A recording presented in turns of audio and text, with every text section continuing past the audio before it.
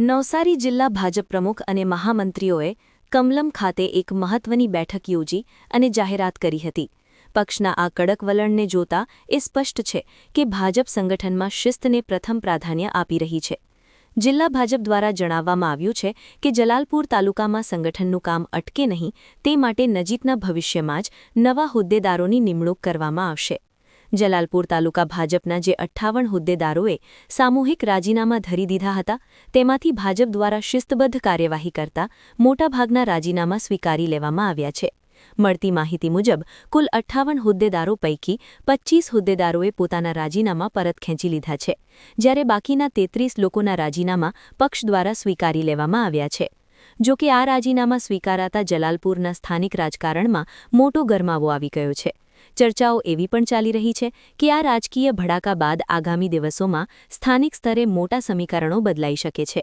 હવે જોવાનું એ રહેશે કે નવા સંગઠનની રચના બાદ આ અસંતોષ શમે છે કે પછી રાજકીય ખેંચતાણ વધુ ઉગ્ર બને છે.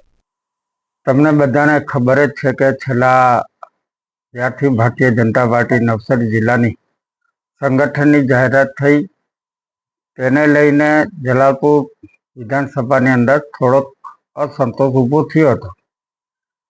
હોદ્દેદારો પદને લઈને થોડુંક અસંતોષ થયો હતો અને પાર્ટીના ઘણા બધા કાર્યકર્તાઓ, સંગઠન ટીમ અને બીજા કાર્યકર્તાઓ, લગભગ 58 જેટલા કાર્યકર્તાઓ રાજીનામા આપ્યા હતા.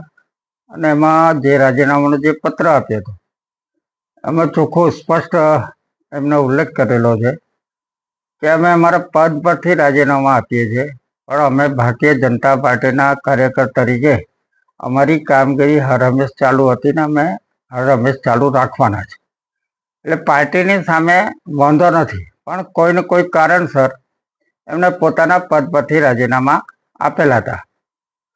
ઘણી બધી ચર્ચા વિચારણાના અંતે પાર્ટીએ વિચાર કર્યો અને છેલ્લે પ્રદેશની અંદર પણ આ વસ્તુની ચર્ચાઓ થઈ. પ્રદેશ સાથે સંકલન કરીને પ્રદેશની સૂચનાથી આ રાજીનામાનો આજે અમે સ્વીકાર કરીએ છીએ. 58 જેટલા જે રાજીનામા આપેલા હતા એમાં લગભગ 20 થી 25 જેટલા રાજીનામાઓ પાર્ટીના એમના પોતાના કાર્યકર્તાઓ જાતે જ આવીને અમારી પાસે પરત લઈ ગયા હતા. બાકી રહેતા લગભગ 32 થી 35 જેટલા કાર્યકર્તાઓના રાજીનામા એ અમારી પાસે અત્યારે છે. એ 32 થી 35 જેટલા જે રાજીનામા છે એને અમે સ્વીકાર કરીએ છીએ. પ્રદેશ સાથે સંકલન કરીને આ અમે કામગીરી કરી છે. એ આપના માધ્યમથી એ અત્યાર સુધી પાર્ટીની અંદર ગેરસમજો ફેલાવતા હતા કોઈને કોઈ કારણસર, એના માટે આપના માધ્યમથી લોકોને જાણ કરીએ છીએ કે આ રાજીનામાનો અમે આજે સ્વીકાર કરી લીધો છે અને નવી જે કંઈ ટીમો બનશે એ પ્રદેશની સીધી સૂચના અને સીધા સંકલન મારફતે જ નવા આગળની કામગીરી ચાલશે પાર્ટીની. તો આપને માધ્યમથી લોકોને જરૂરથી પ્રકાશિત કરજો. આપ સૌ સાથ સહકાર આપ્યો એના માટે પણ તમારો બધાનો આભાર.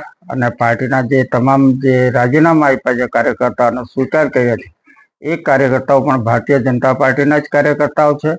એમણે બાંહેધરી પણ આપી છે, કોઈને કોઈ મારફતે પણ અમને કહેવામાં આવ્યું છે કે અમે ભારતીય જનતા પાર્ટીના કાર્યકર તરીકે ચાલુ જ છે, પણ અમને પદમાંથી અમારે અત્યારે અમે સંભાળી શકતા નથી, એને લીધે અમારો રાજીનામા સ્વીકાર કરજો. તો અમે એ રાજીનામાનો આજે સ્વીકાર કર્યો છે. આભાર. પરત રાજીનામા લઈ ગયા તેમાં મહત્વના હોદ્દા કયા? ઘણા બધા હોદ્દા સંગઠનના બી છે.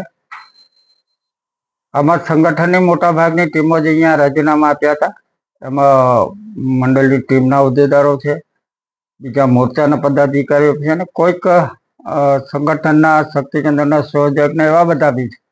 એની અંદર 5 જેટલા કાર્યકર્તાઓ એવા હતા જે અહીંયા સાથે અમને આપતા નથી આવ્યા. અહીંયા જે હાજર હતા મેં તમારી મારફતે વિડીયો બી જોયા, ચેક પણ કર્યા અને એમને પૂછ્યો પણ.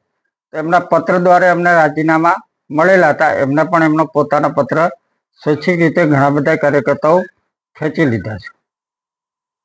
યાદી મળશે? હા, યાદી અમે તમને તૈયાર કરીને આપશું, કારણ કે હમણાં અમારે હમણાં જ પ્રદેશમાંથી સંકલન થયું છે ને તાત્કાલિક અમારે આ કામગીરી કરવાની હતી. એટલે પહેલા પ્રદેશ મારફતે અમે પાર્ટીની જે અમારે સૂચના છે એ મુજબ આપને જાણ કરી દીધી છે ને તમે પણ લોકોને જાણ કરશો. શિસ્ત ભંગની જે વાત છે આપણે શિસ્ત ભંગ તો થયો જ છે.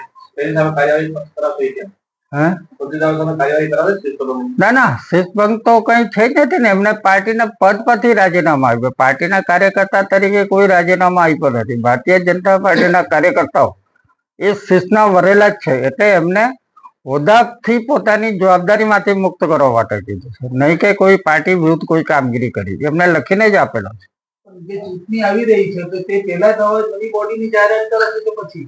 એ પ્રદેશ સાથે સંકલન કરીને પ્રદેશની સૂચના અનુસાર જ હવે પછીની નવી બોડી કે નવી જે કંઈ પણ કામગીરી હશે એ પ્રદેશની સીધી સૂચનાથી જ થશે.